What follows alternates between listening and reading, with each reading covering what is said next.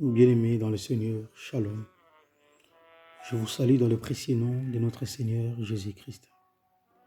Le titre du message d'aujourd'hui, c'est « Présente à ton épreuve l'œuvre achevée de la croix ». Pour cela, lisons la parole du Seigneur dans le livre d'Éphésiens. Éphésiens chapitre 1er, versets 21 à 23. Nous lisons au nom du Seigneur Jésus-Christ. Au-dessus de toute domination, de toute autorité, de toute puissance, de toute dignité et de tout nom qui peut se nommer, non seulement dans le siècle présent, mais encore dans les siècles à venir.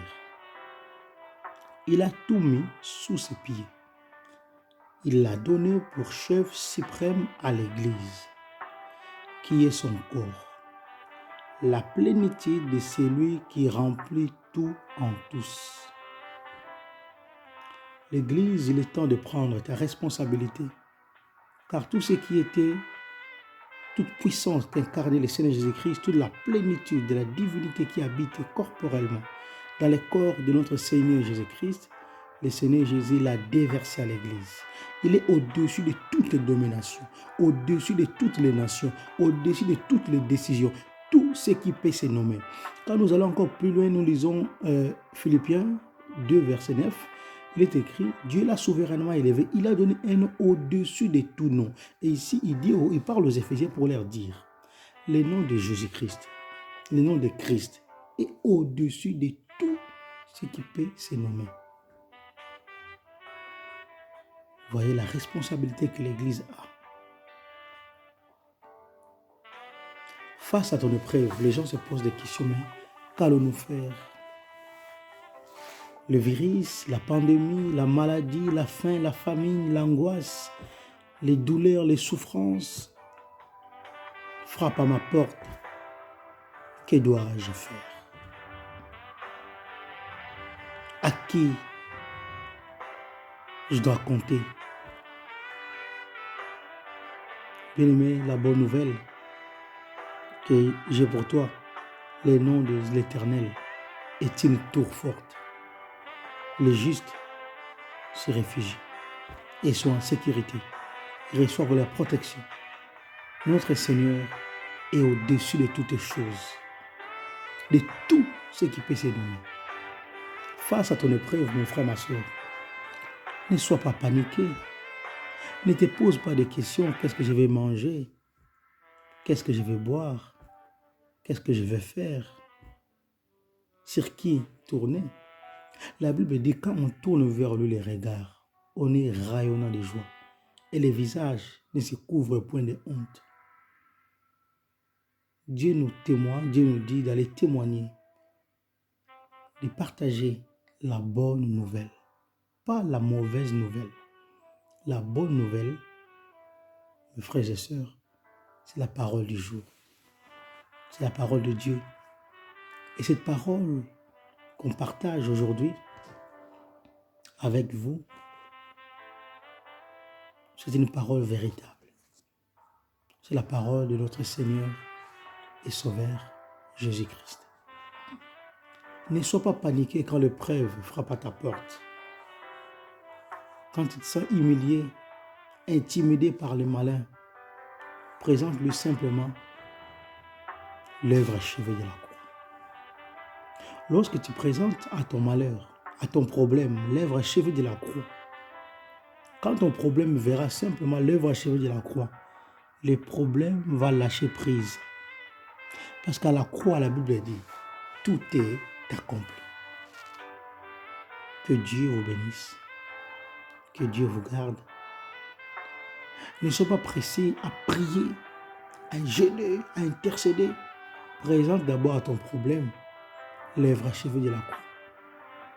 Dis à ton problème que mon Seigneur, mon Dieu, me donne l'assurance. Il t'a vaincu. Commence d'abord par confesser la foi. Témoigne d'abord ta foi en Jésus-Christ. Et cette foi se trouve dans la parole de Dieu.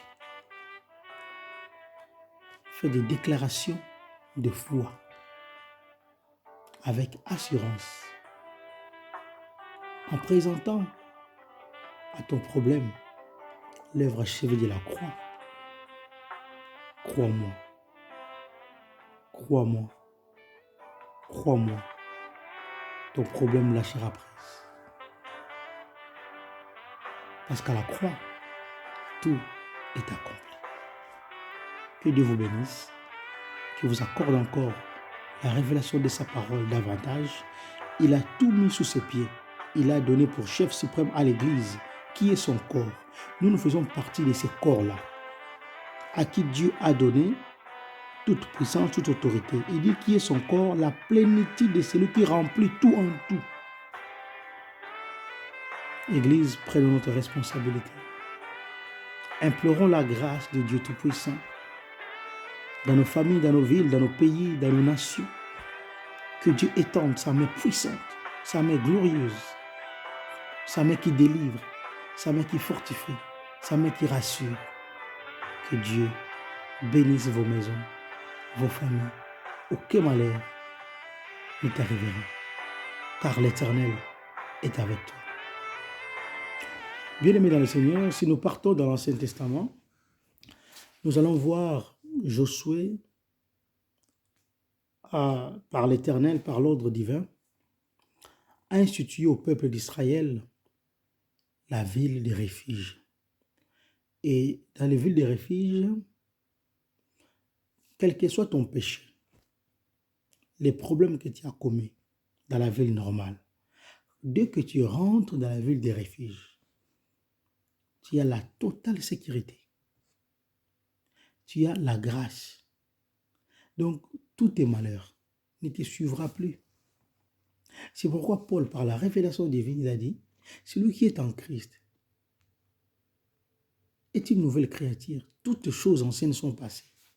Quand tu quittes la ville des refuges, les gens à qui tu as fait du mal ont droit de t'attaquer. Mais dès que tu restes, quand tu restes dans la ville des refuges, ils n'ont pas droit de t'attaquer. Pourquoi? Parce que tu es caché dans la ville des refuges. Notre ville des refuges, c'est le nom de l'Éternel. Nous devons nous cacher en Christ et non dans nos bâtiments d'église. Nous devons nous cacher dans la parole, en Christ. C'est lui qui nous gardera, c'est lui qui nous protégera. Il est nécessaire, il y avait 6 villes de refuge. Parce que la 7e ville devait arriver, c'est Jésus-Christ. Cachons-nous en Christ, cachons-nous en lui. C'est lui qui sera notre bouclier, c'est lui qui sera notre protecteur. Au nom de Jésus. Amen.